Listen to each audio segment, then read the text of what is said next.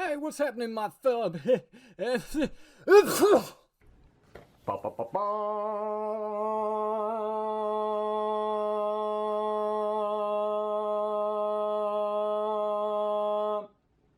You chose poorly.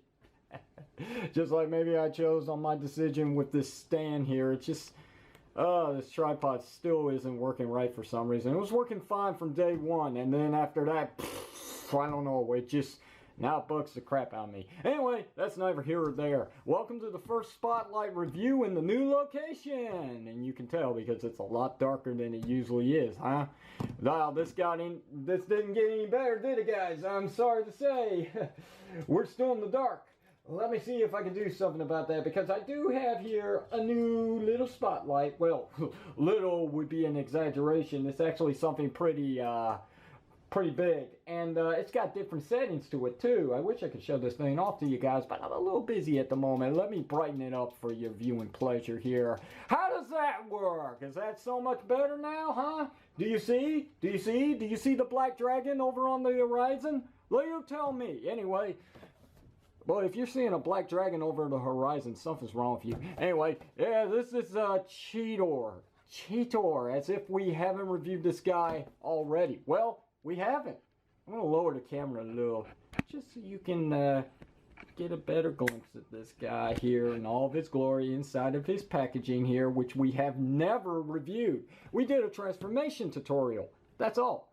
We didn't do a proper Spotlight review because I gave up on Transformers. Well, you can see I'm kind of reconsidering that now, right? I'm kind of taking it back, since this is a Spotlight review on a Transformer figure named CHEETOR, who's a Maximal from Beast Wars, also from the War for Cybertron trilogy, the tail end of it known as Kingdom. Do you see? Do you see? I see.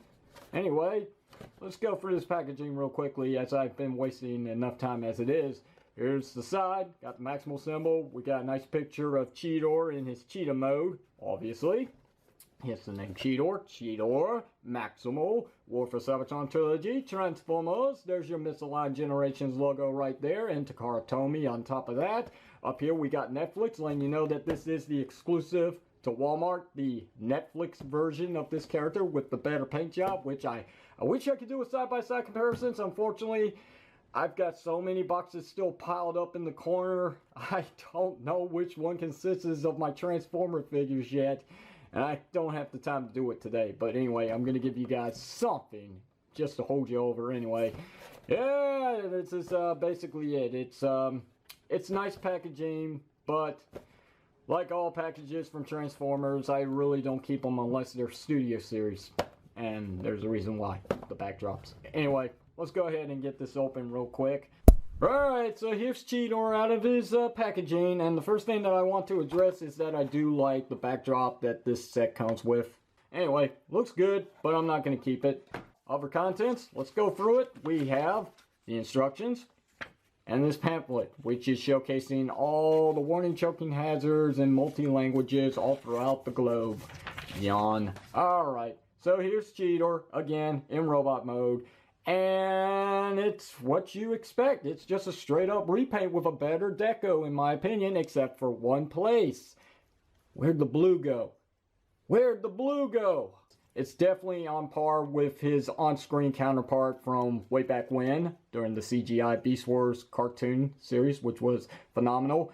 And the green eyes for the cheetah, well, that could be a bit of an eyesore for some people because it takes away the realism.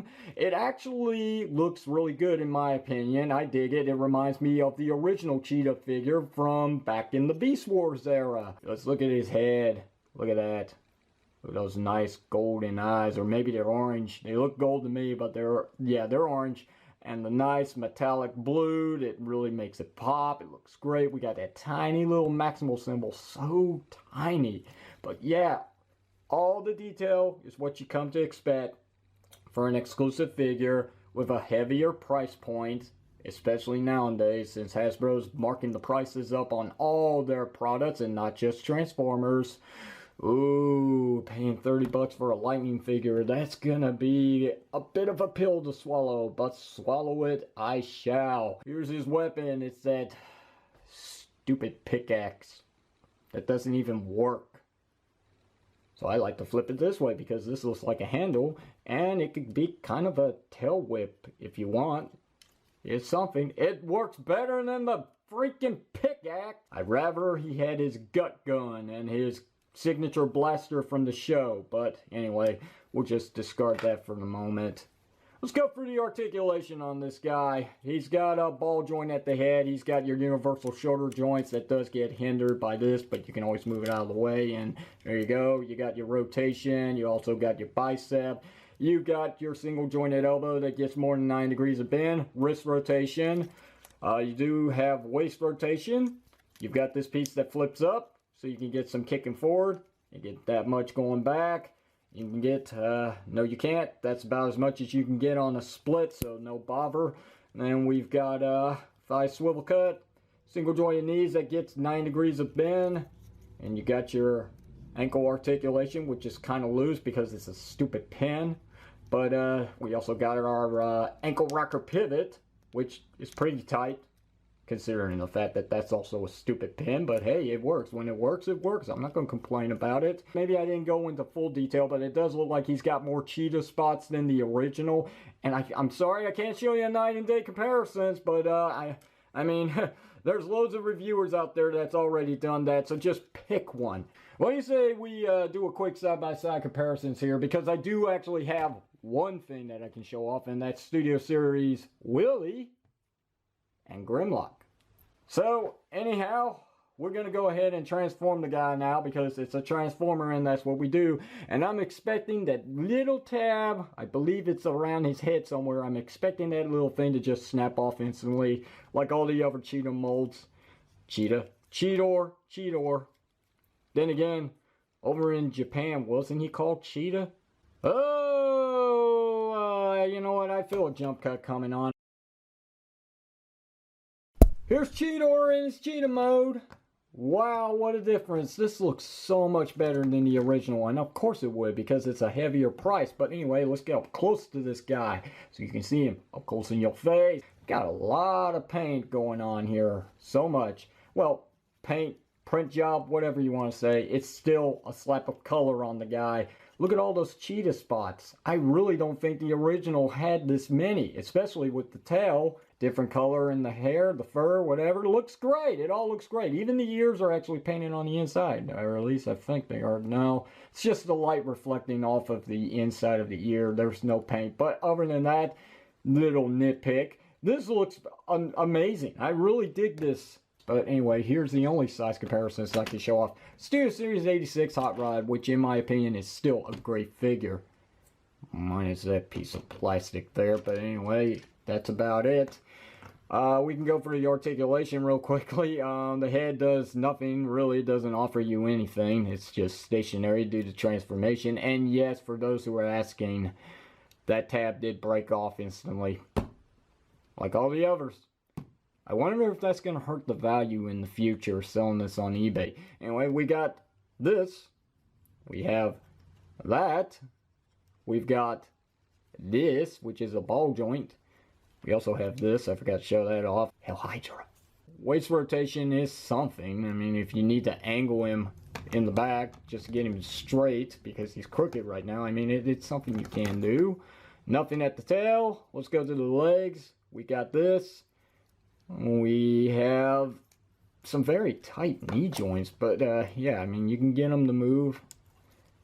Get that to move. It's also on a ball joint. So yeah, he's loaded with articulation except for the head. Head can't do anything.